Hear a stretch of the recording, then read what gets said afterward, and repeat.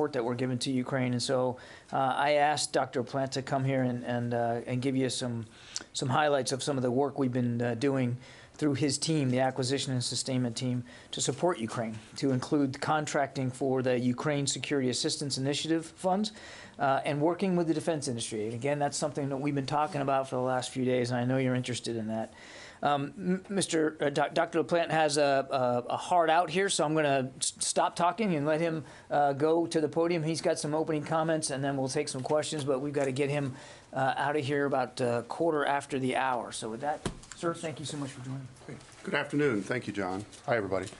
So I'll make a few remarks here, as John said, and then we'll take some questions. So thanks again for being here. So I do want to provide a couple of updates before we do get into the questions. Some things on contracting and other funding for key systems. I think the last few weeks have really highlighted the intensity of conventional conflicts now in the 21st century, and the demand for munitions and weapons platforms. It really outpaces anything we've seen in recent memory. As I'm sure you're all aware, the Ukraine Supplemental Appropriations Act was signed into law on the 15th of March. Of the $13.6 billion in that appropriation, $3.5 billion was appropriated to replenish U.S. stocks of equipment sent to Ukraine through the presidential, it's called the presidential drawdown. Okay, following the required 30-day notification period to Congress, the first tranche of funds, roughly $1.45 billion, was transferred to the Army and the Marines earlier this week to procure replenishment stocks of Stingers, Javelins, and other key components. We are actively negotiating right now, the Army is, for Stingers and related components, and that's ongoing. Expect to get that awarded by the end of May. For Javelins, the award is imminent, so that's all happening right now. Now, in the second supplemental that's been requested by the White House, that's been gone over, that's the $33 billion request supplemental. 5.4 of that would be for additional replenishment. So again, 3.5 was approved before. We're asking in the next supplemental for 5.4. Okay, the second item is a security assistance under authority provided by the Ukraine Security Assistance Initiative, or USAI. Unlike presidential drawdown, this is an authority under which the U.S. can procure capabilities directly from industry rather than delivering equipment out of our stockpiles. So it's a different category. On April 1st, we announced $300 million in security assistance under USAI. And to date, the DOD has already awarded 8 contracts totaling $136.8 million. And we'll have some of the details of this if you're interested. But these awards included unmanned aerial systems, Puma, advanced precision kill weapon system, communication devices, combat medical equipment and supplies, meals ready to eat, even binoculars. So again, this also includes a $17.8 million for Switchblade unmanned aerial systems. And that's an award that's going to be seen later today and later this afternoon. So again, out of the $300 million, we have plans for all $300 million, but we've announced already the awards for $136.8 million. I want to highlight that, again, this is in the next supplemental. An additional $6 billion was requested for USAI in the supplemental appropriation, which again provides capability directly to Ukraine and sending a clear message to industry, a demand signal. So I'll close by emphasizing that we are in contact with industry every day as our requirements evolve, and will continue to utilize all available tools to support Ukraine's armed forces in the face of Russia's aggression.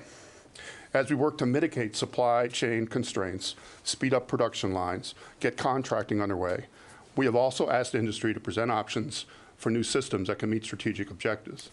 We did put out a request for information about 2 weeks ago in different categories of time frames, 30, 60, and 90 days, to industry and what they could provide.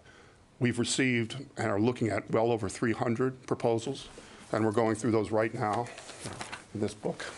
And so there's a lot of work going on. So I'll stop at this point and we'll go to questions. Thanks. I'll go ahead and moderate. So Ben, Is it like a one-to-one replacement? So the 1,400 Stingers that went out the door, does the U.S. reacquire 1,400, or are you getting more above that number? It's not that simple, at least for this first tranche, as I understand it, because it depends on the system. It depends when the system was, the system that we're replenishing.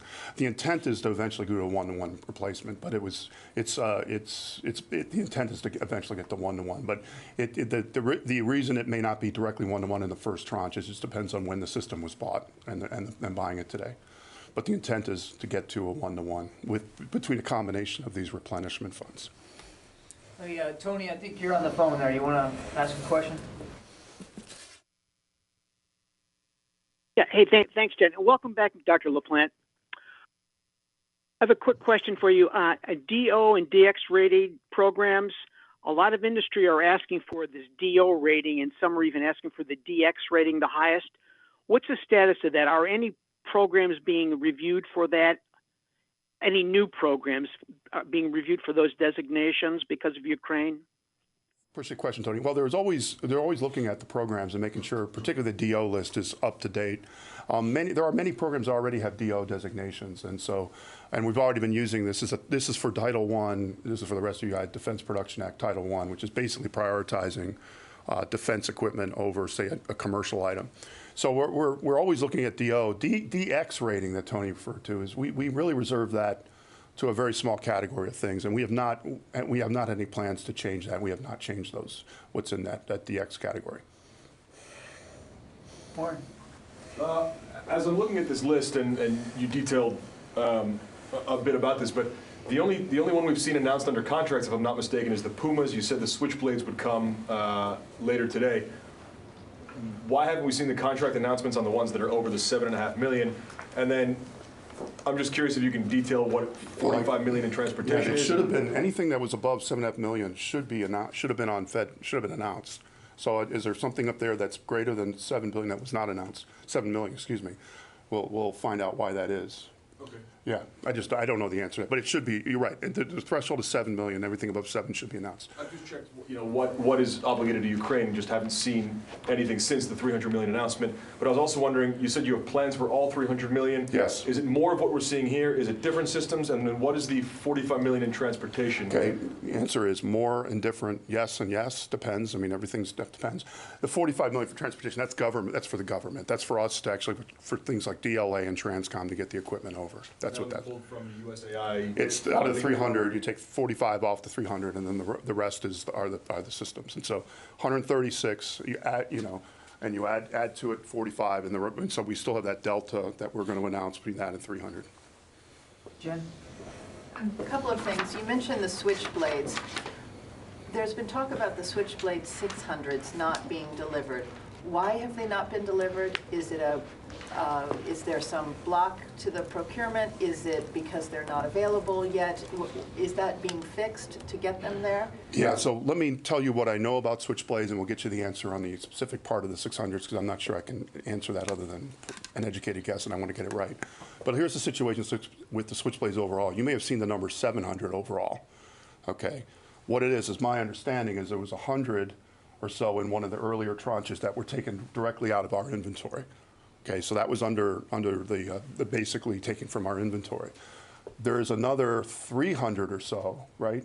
This is 300 or so that are coming from a combination of places, but I think the 300 is what we're putting under contract. Is that correct? That's because they have a hot production line. So we're able to put that under contract. And then the remainder, I think, is others that they may have in stock that we're doing. So it's a combination that adds up to 700. So we're using two different authorities to do it. I'm not specifically sure about the 600s. We'll get you an answer on that, on why. I assume that's in that first tranche that was supposed to be delivered. But we'll get you that answer. Yeah, they haven't been delivered. So in terms of earlier this week, the Taiwan defense minister said that they've been told that there's a backlog of deliveries for the howitzer, the self-propelled howitzer. Is there a shortage because of Ukraine? Is that affecting weapons shipments to Taiwan? Not that I'm aware of. No, let me a reminder, this is the M777s we're talking about here. Yeah. So M777s are what were delivered to Ukraine. These are a slightly different version. They're the Paladin howitzer for Taiwan, but there was a link being made in news reports about that it was a shortage as a result of Ukraine. Yeah, I'm not aware of that. Yeah, Jen, we've talked about this. This is a I'm separate, just asking. I understand, but it's a completely separate transactional process. Yeah, There's not a correlation. I wouldn't see a way that they would be connected. I could see trying to connect it, but I don't see those. I don't think those would be connected. They're not. David? So we had been told that in replacing these stockpiles, that the stockpiles didn't necessarily have to come back up to the previous level because those stockpiles had been acquired, years and years ago when warfare was different. Sure. But I came in late, but I thought I heard you say the intent is to replace on a one-for-one basis. Right, to the extent that it depends on what one-to-one means, and I'll give you an example of exactly what I'm talking about. The model of Javelins that are on the production line right now are called the F model, okay? This is that Lockheed Martin makes. The plan all along, before Ukraine, was to transition to a next generation of Javelin, better seeker, better range, et cetera, called a G model. And so, of course, one of our decisions to make, and when we replenish it, do we want to replenish it? Probably we will with the G model. So it's not quite a one-for-one replacement. Now, think of some other systems that are much older than that. You have it's going to be harder. For example, the M777s is an example. We don't have that in production anymore. So what's the replacement equivalent for an M777? And we're going through all of those calculations right now. So it's one-for-one to the best you can do, or the equivalent of that.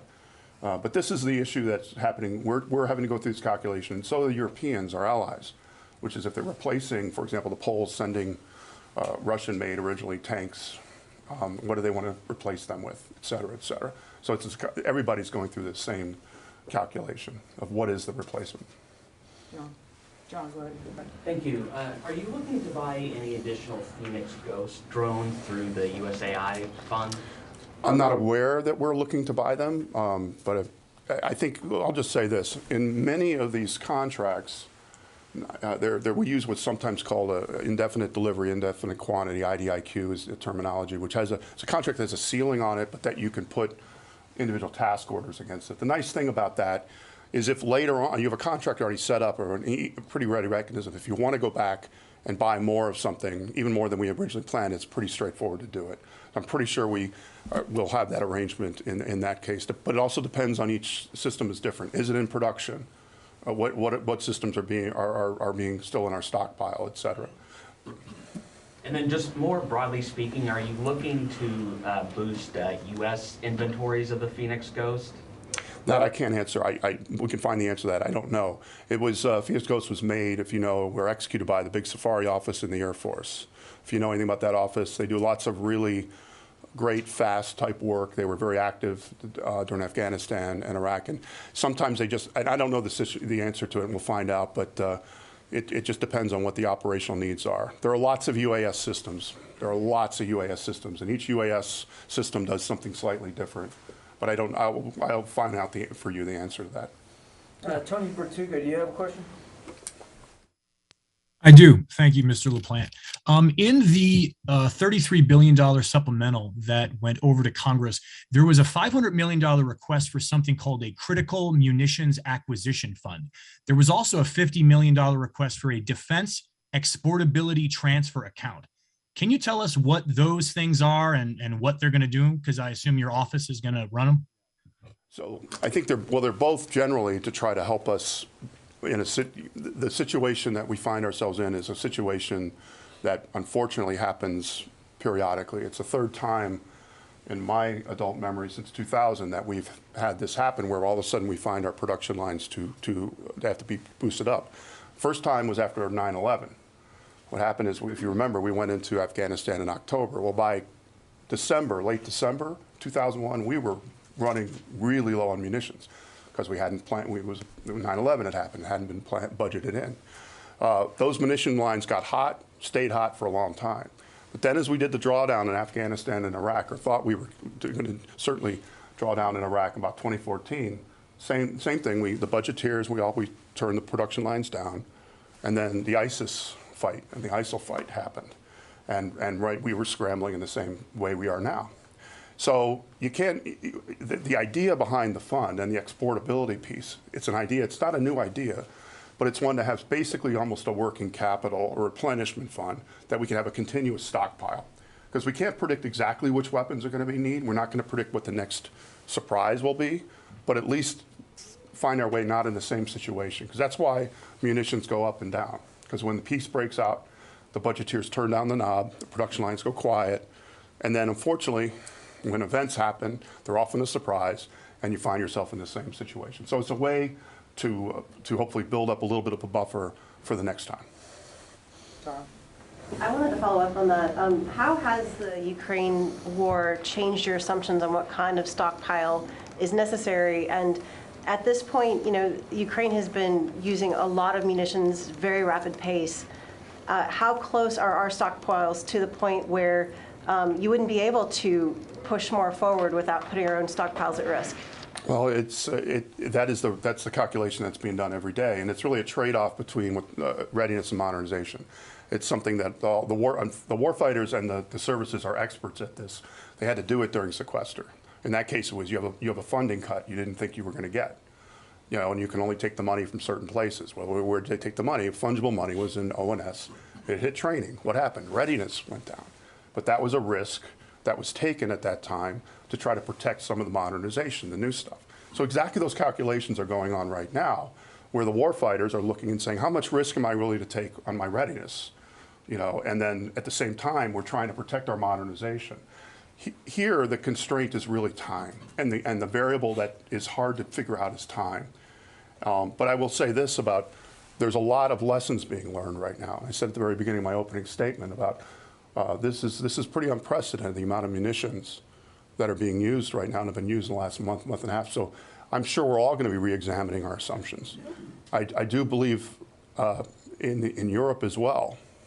I was at the NATO with our NATO partners, talking bilaterally, not as part of NATO, but talking bilaterally. It was happening to be a NATO event, and everybody's going through this calculation, So. Just as a quick follow-up, is there assumptions that future conflicts might look more like this one and less like what we saw in Iraq and Afghanistan, where there would be more precision-guided munitions, where there would be more need for drones, and that's how your assumptions are changing? I wouldn't be able to say that. I'm not sure that. Certainly, I've not been in those conversations about what assumptions we would make about the future. The U.S. military has to plan for almost every contingency, and so that's the thing we have to remind ourselves. We have to remind ourselves of Secretary Gates, what he said about our prediction record when he was Secretary of Defense. We had a perfect record. We were 0 for 9. So the prediction business in our world is one that's, we have to do it. It's a best practice, but it's always to rely on saying this is what's going to happen next or likely to happen next. Clearly, we're learning stuff right now, and I'm sure it's going into the calculations. I'll just stop at that point. Yep, I'm afraid we've run out of time. We've got to let Dr. LePlante head off, and then we'll pick up with the rest of the briefing. Okay, thank you. Thank you all.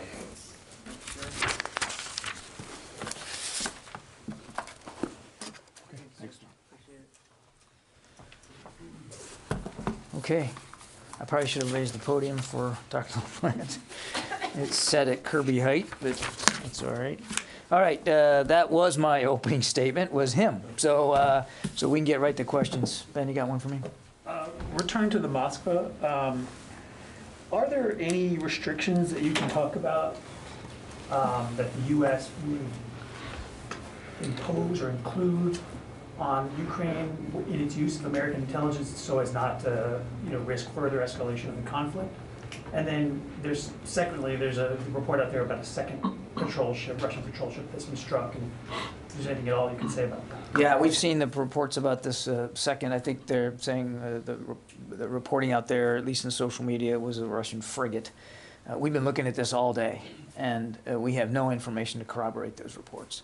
On the intelligence, I think you can understand I'm going to be careful here in what we talk about in terms of the parameters of intelligence that we provide them. But we provide them what we believe to be relevant and timely information about Russian units that will allow them to adjust and execute their self-defense to the best of their ability. The kind of intelligence that we provide them, it's legitimate, it's lawful, and it's limited. And I would rather not get into what the degree to which there's limitations on there. But we try to be as timely and as relevant as we can. And I would also add, and this is not an unimportant point. We are not the only sole source of intelligence and information to the Ukrainians. They get intelligence from other nations as well. And they have a pretty robust intelligence collection capability of their own. I mean, they've been fighting this war against Russia for 8 years. It's not like they are completely blind to the way Russia organizes itself and the way Russia conducts itself on the battlefield. So, as you would expect any nation to do, they form a mosaic here. They collate the information that they're getting, and then they make their own decisions about what they're going to do with that. And if they do decide to do something with that intelligence, then they make the decisions about acting on it. Yeah. Just on, I think when you were talking to the networks earlier today, you said the U.S. did not know beforehand that the attack on the Moscow was going to take place. I'm just curious, generally speaking, when the U.S. shares intelligence with the Ukrainians, does the U.S. ask what it's going to be used for, or is it just sort of handed over and said, do what you... Yeah, again, I want to be careful not to get into the specifics of the intel sharing. I think we can all understand why it's not good to have an open discussion about intelligence sharing. I would just go back to what I've said before. We try to provide them useful and relevant, timely intelligence so that they can better defend themselves. But ultimately, they make the decision about what they're going to do with that information, if anything. So they don't give you a heads up saying, hey, we might... We don't routinely get... no, we don't get... we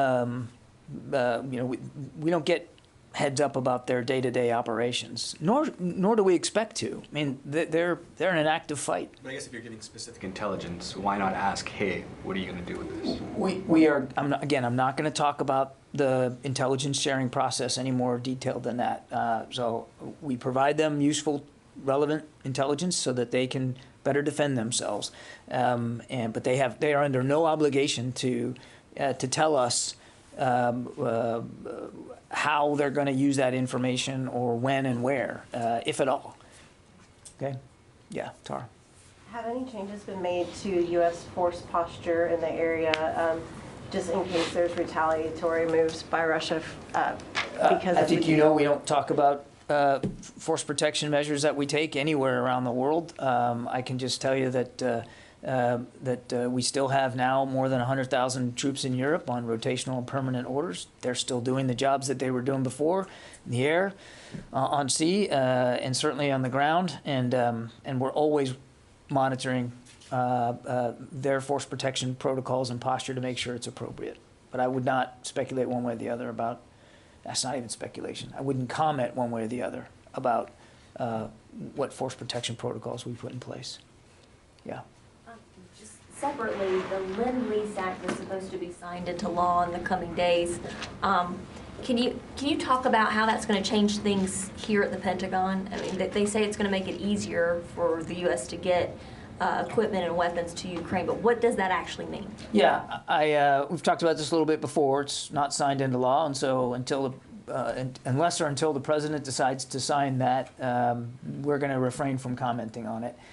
I would just back out a little bit and say, number one, we really do genuinely appreciate the support that we've gotten from Congress to allow us to continue to support Ukraine. And the president, as you saw just last week, asked for another $33 billion, $16 billion of which would affect the department specifically.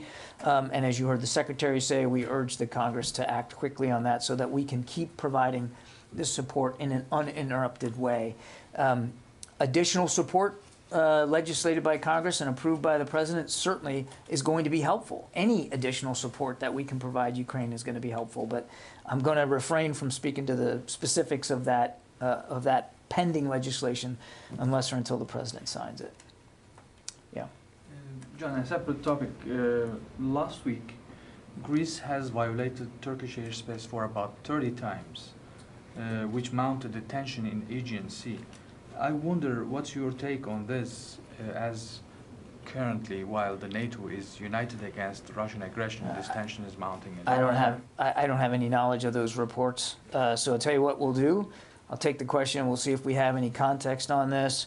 But before I make some sort of pronouncement here on what you're claiming happened, I think it'd be better if we just get ground truth here. And I just don't have any way to corroborate those reports. Also, like, of course, it's a decade-long tension, actually, dispute between Turkey and Greece. Greece claimed that while their territorial water is 6 nautical miles, the airspace is 10 nautical miles. They claim the 10 nautical miles of airspace. What is the U.S. position? Can you just Let me take the question. I wasn't prepared to talk about Greek or Turkish airspace requirements here today, so I'm going to take the question so that I don't waste your time or any more on today. An update on the training of Ukrainian troops in Europe. What the latest is? How many? What weapon systems? Yeah, hold on just a second. Let's see here.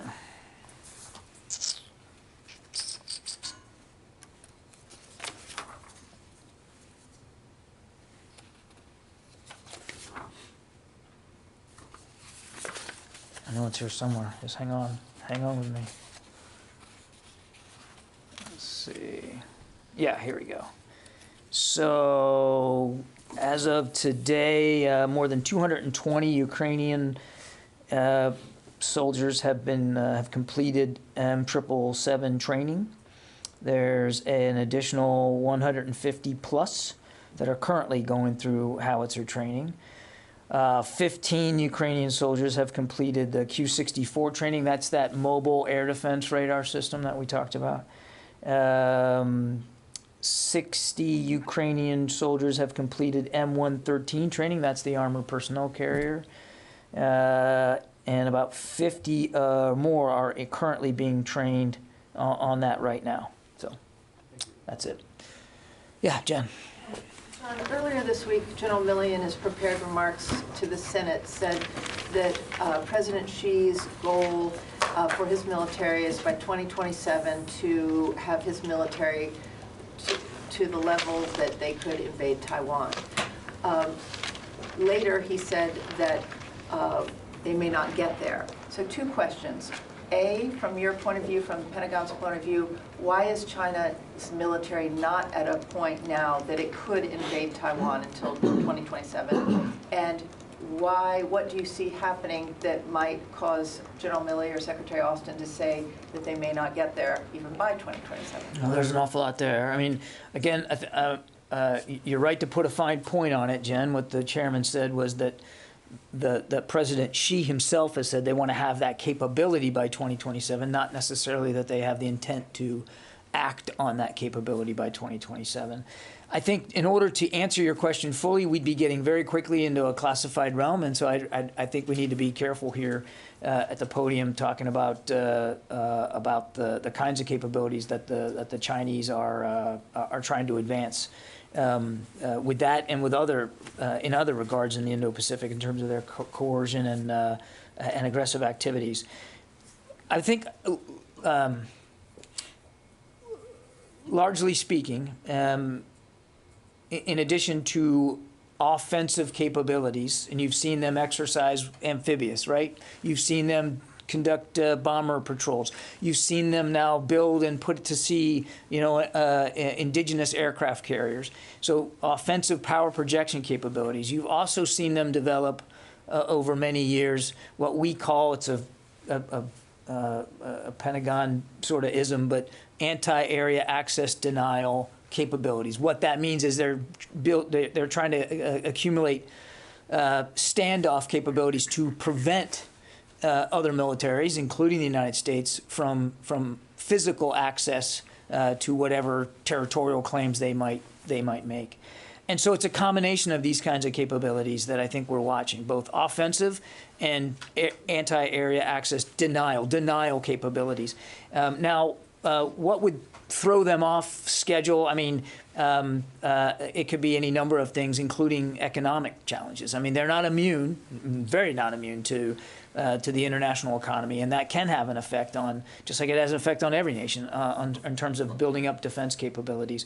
What we're doing is just, again, there's no indication that they intend to do that by that or any other date, just that they've stated they want to have the capability. What we're focused on is making sure that we have appropriate capabilities to meet our security commitments in the region, and 5 of our 7 treaty alliances are there. We take those seriously, and so again, I point you to that budget. There is an awful lot in that budget, including a record number of dollars invested in science and technology research going forward to try to make sure that we too have the capabilities to meet those commitments. And again, the last thing I'd say is, the Secretary said this many times, there's no reason for cross-strait tensions to turn into conflict. No reason whatsoever. We continue to support the one China policy. The Secretary made that clear when he talked to Minister Wei not long ago. And we continue to support Taiwan and their ability to have their own intrinsic self-defense capabilities. Those efforts are going to continue. And we've also said, and continue to say, that we don't want to see the status quo change unilaterally in a military way. Yeah, Louis. John, how much is left in the presidential drawdown authority funding? Is it $300 million? Is it $100 million? It's about $250 million. Is there a possibility of an additional announcement of a new PDA? Well, look, I mean, we still have that. We still have some money left in drawdown authority, and I would certainly expect that you will see us want to use that authority. But I don't have any announcements to speak to from the podium right now. And again, I'd point you to knowing we were getting close to the end. That's why the president acted as early as he did to submit a new supplemental request, so that if Congress can act quickly on that, we can keep these drawdown authorities going without interruption, because clearly the war's not being interrupted, and we want to make sure we're as fleet of foot to help Ukraine as they have been on the battlefield. Can you expand a little on what Dr. LaPlante was talking about, what Dr. LaPlante was talking about, this new, the additional $17 million for the switchblades? I mean, does that equate to a numerical quantity? I mean, what the... Well, I think what he was referring to was dollars matched to the 700 that we've committed. So we've committed to providing 700 switchblade systems to Ukraine. There's 100 of them in country right now, and I think he racked and stacked where the rest of it was coming from. Yeah, Kelly. John, the U.S. is supplying Ukraine with weapons, intelligence, training. While there are no U.S. troops on the ground, is this turning into somewhat of a proxy war between the U.S. and Russia? The U.S. has been clear it's not trying to escalate its involvement to provoke Putin, but where is the line there? Everything but troops and jets. Could you go elaborate? This is a war that Russia started on Ukraine. It's a war of choice that Mr. Putin chose to wage against the people of Ukraine, against the Ukrainian armed forces. That's the war. And it doesn't matter how much Mr. Putin wants to advance the rhetoric that it's somehow the West versus Russia, or that his national security was threatened. It wasn't, and this war isn't. It's not about the West. It's not about NATO. It's not about the United States. It's about his enmity towards Ukraine and the people of Ukraine. That's the war. That is what's going on right now. Yeah, Abraham. Well, thanks, John.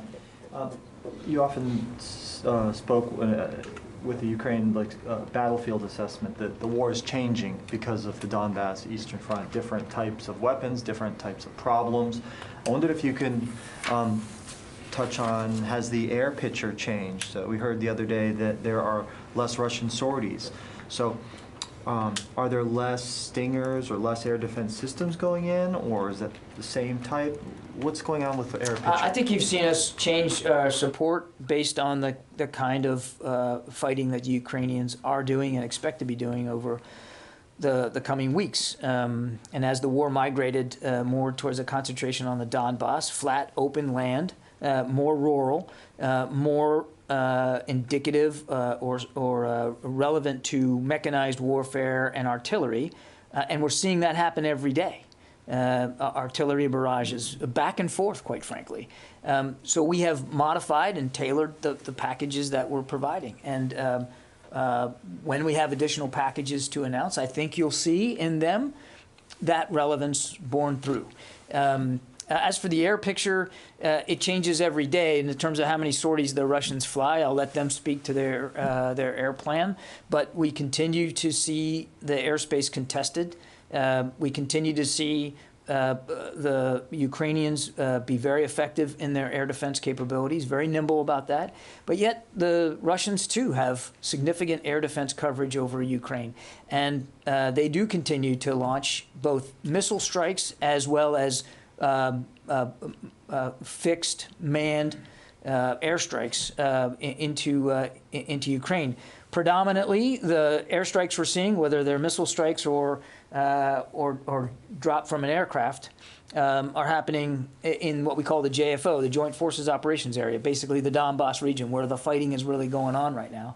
And also down in Mariupol, even today, they continue to pound Mariupol. We continue to observe the same sort of risk aversion out of Russian pilots as we have seen before. They know that the Ukrainians have effective air defense, and so you don't see them fly very long or very often inside Ukrainian airspace. They launch their missions and end their missions basically, mostly in Russian airspace. But it's very contested, and again, that's a real credit to how smart and how effective the Ukrainians have been about their air defense. So would you say then that Donbass requires less U.S.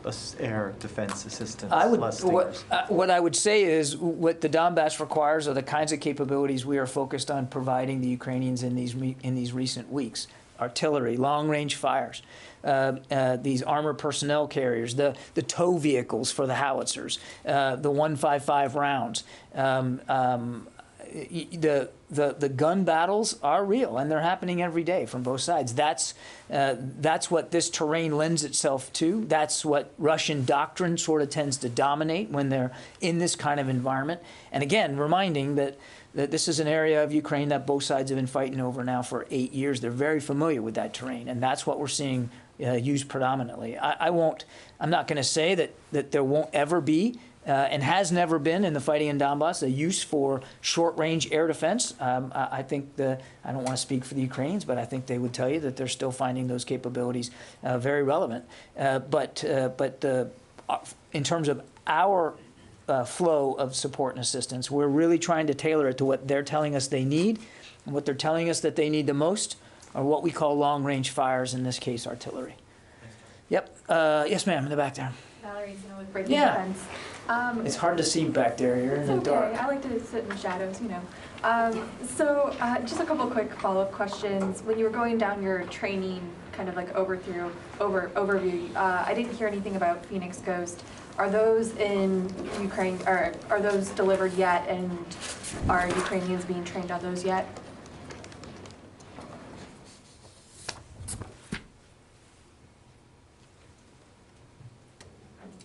Let's see. I do not show any of the Phoenix Ghost actually in Ukraine yet. And as for training,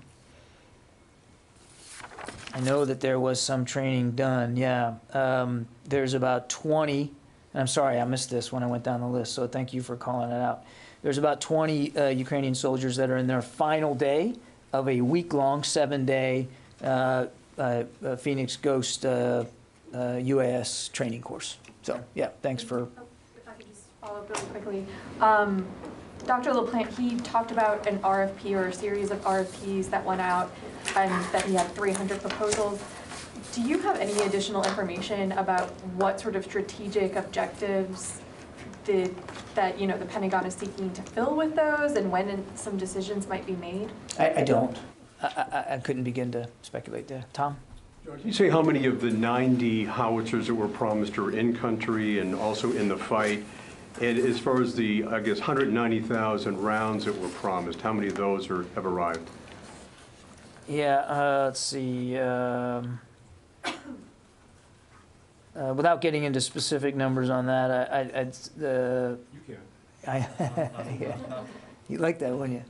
The vast majority of the 90 are inside Ukraine. The vast majority, but not all of them. And I'm sorry, your second question was? Rounds, 190,000 were promised. How many are in? Yeah.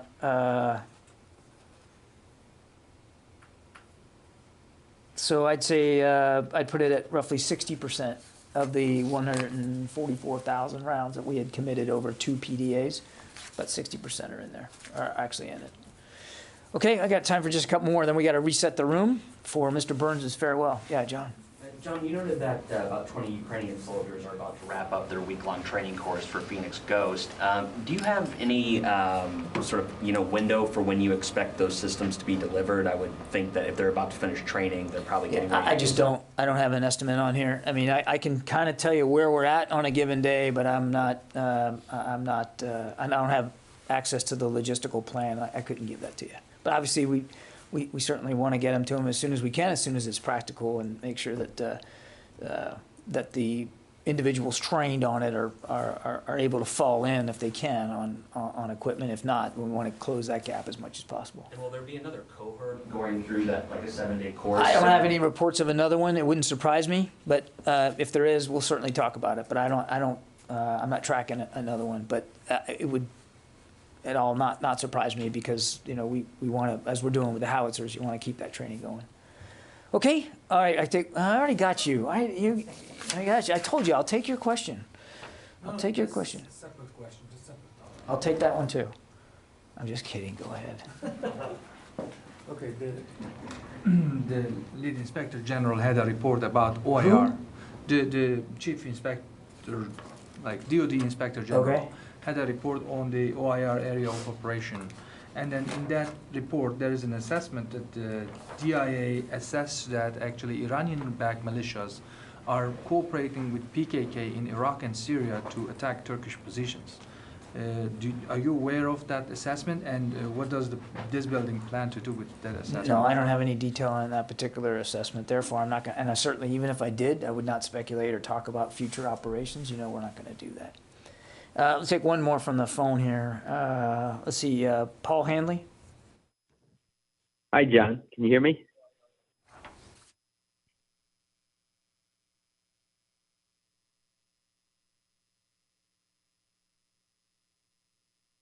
Maybe you don't have me.